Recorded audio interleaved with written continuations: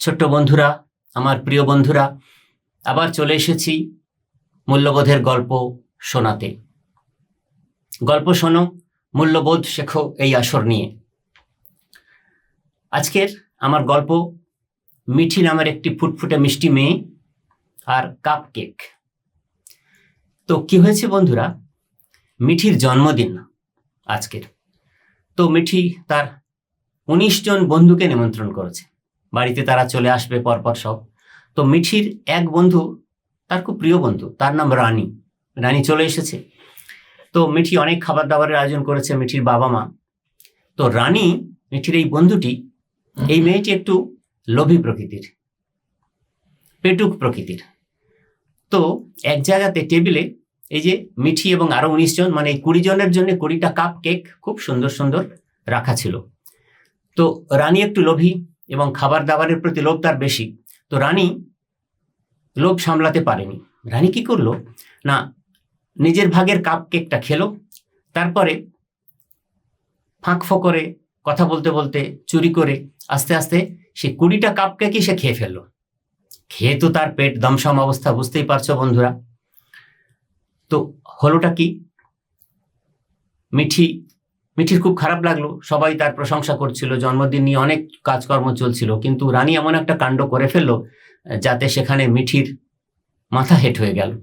কিন্তু কিছু করার ছিল না, অন্যান্য খাবার দাবার সবকিছু দিয়ে আপ্যায়ন করেছিল মিঠি তার সব বন্ধুদের। যাই হোক, এখন পরের দিন কি হয়েছে না, যা হওয়ার, রানী বাড়িতে সকালবেলা ঘুম থেকে আর উঠতে পারছে না। প্রচন্ড অতগুলো খাবার খেয়েছে, অতগুলো কাপ কেক তো খেয়ে ফেলেছে, তার পেটের যন্ত্রণা হচ্ছে, হজম করতে পারেনি, তাই না বন্ধুরা? তো অতগুলো খাবার তো একসাথে খাওয়া উচিত হয়নি তার, তাই না? তো ওই খাবারগুলো হজম হয়নি তার, তার পেটে যন্ত্রণা হচ্ছে, সে আর বিছানা থেকেই উঠতে পারেনি। এখন হয়েছে কি না, সেদিনই স্কুল থেকে সদল বলে সব ছাত্রছাত্রীদের নিয়ে পিকনিক ছিল। সবাই হৈ হৈ করে স্কুলে গেছে, পিকনিকে পার্টিসিপেট করেছে। কিন্তু দেখো, বেচারি রানী সে বাড়িতে শুয়ে কাতরাচ্ছে, তার আর পিকনিকে যাওয়া হলো না। তো দেখো, মিঠির জন্মদিনে এই লোভ করেছিল বলে, অতিরিক্ত খাবার খেয়েছিল বলে তার আজকের কি দশা, সে আনন্দ করতে যেতে পারলো না পিকনিকে অন্য বন্ধুদের সঙ্গে। তো বিছানায় শুয়ে শুয়ে সে অবশ্য শপথ নিল যে আর কোনোদিন এমন লোভ সে করবে না। তোমরাও বন্ধুরা কখনো লোভ করবে না, অন্যের কোনো জিনিসের প্রতি লোভ করবে না। তোমার যা আছে তাতেই তুমি সন্তুষ্ট থাকবে, মন দিয়ে পড়াশোনা করবে, মানুষের মতো মানুষ হয়ে গড়ে উঠবে। এমনি একটা কথা বলা হয়, এই যে গ্রিড, লোভ, এই গ্রিড গেটস ইউ নাথিং।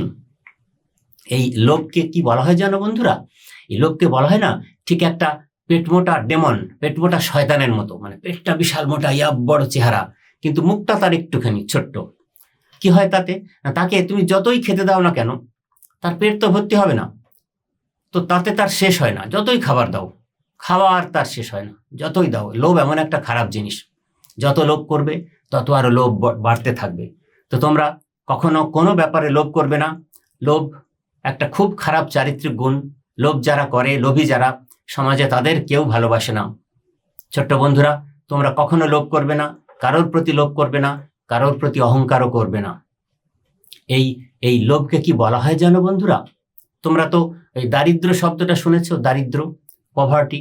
তো এটাকে বলা হয় পভার্টি অফ সোল, মানে আত্মার দারিদ্রতা। কথাটা একটু শক্ত শক্ত লাগছে, তোমরা একটু বড় হয়ে বুঝবে ব্যাপারটা। তো ওই যেটা বলছিলাম, যে লোভ করবে না কখনো কোনো কিছুতেই।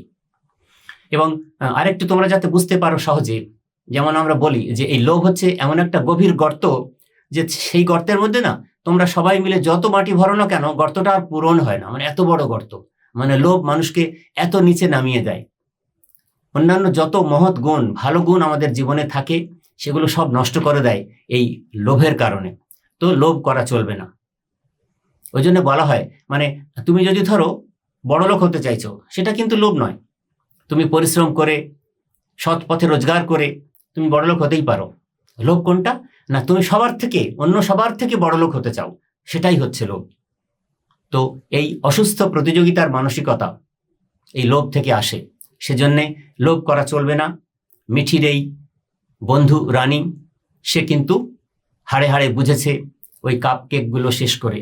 তো এই গল্পের নীতি কথা থেকে বন্ধুরা তোমরা যেটা বুঝলে, কোনো কিছুর ব্যাপারে লোভ করবে না, মন দিয়ে পড়াশোনা করবে, বাবা মায়ের বাধ্য হবে, স্কুলের শিক্ষক মহাশয়গণের বাধ্য হবে এবং জীবনকে সুন্দর ও সার্থকতার দিকে এগিয়ে নিয়ে যাবে।